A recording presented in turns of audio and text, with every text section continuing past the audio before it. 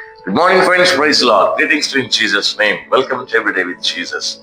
ఈ రోజున నీ ప్రయత్నాల్లో సఫలం నువ్వు పొందాలి, సఫలం అవ్వాలి అని ఎన్నోసార్లు దేవుని మీద ఆశపడుతూ వారాలు, నెలలు, సంవత్సరాలుగా ఎదురు చూసినప్పటికీ ఒకవేళ రిజల్ట్ నీకు దూరం అయిపోతున్నట్లయితే, నిరుత్సాహంలో నీవు ఉన్నట్లయితే, ఏం చేయాలో అర్థం కాని పరిస్థితి నీ కుటుంబంలో, నీ మనసులో పేరుకుపోయినట్లయితే, ఉదయకాల సమయం మనం పరిశీలన చేసే మాటలను బలపరచాలని ఇష్టపడుతూ వచనాన్ని చూపించే ప్రయత్నం చేస్తున్నా.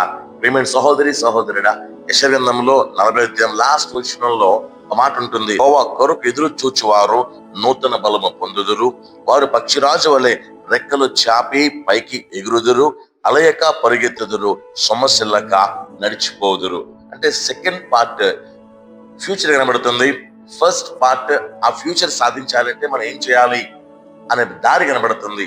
దారిలో మొట్టమొదటి లైన్ చూస్తే కనుక యెహోవా కొరకు ఎదురు చూచువారు.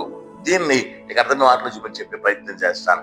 యెహోవా కొరకు ఎదురు చూచేవారు మాత్రమే అని గుర్తుపెట్టుకో. ఎందుకంటే కొన్ని సందర్భాల్లో మన ఆన్సర్స్ రాకపోయేసరికి నిరుత్సాహపడిపోతాం, ప్రార్థన బలం తగ్గిపోతుంది, ప్రార్థన పట్టుదల తగ్గిపోతుంది, ప్రార్థన ఆసక్తి తగ్గిపోతుంది, విశ్వాసంలో బలంగా ఉండాల్సిన మనము పొరపాటున బలహీనమైపోతూ ఉంటాం.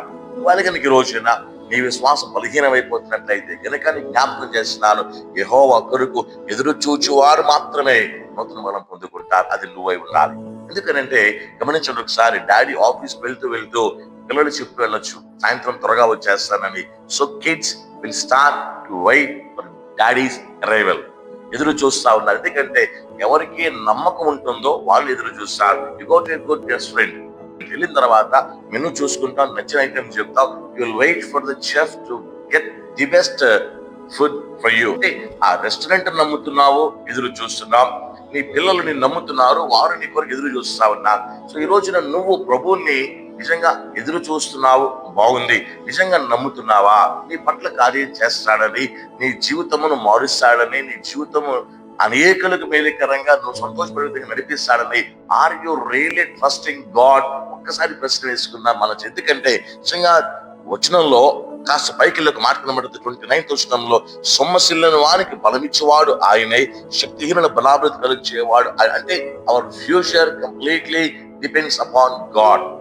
అందుకే దేవుడు అన్నాడు, నువ్వు ఎదురు చూడు, నా కొరకు ఎదురు చూడు, నేను చేయబోయే కార్యం కొరకు ఎదురు చూడు, నా పర్ఫెక్ట్ టైమింగ్ వచ్చే వరకు ఎదురు చూడు అన్న ఆలోచన మనసులో రోజున ఉండాలని ప్రభు కొరకు ఎదురు చూసు, నమ్మకంతో ఎదురు చూసు, నమ్మి ఎదురు చూసు, గొప్ప కార్యం చూడడానికి సిద్ధపడాల్సిందిగా ప్రేమ తెలియజేసిన. God bless you. Have a nice day.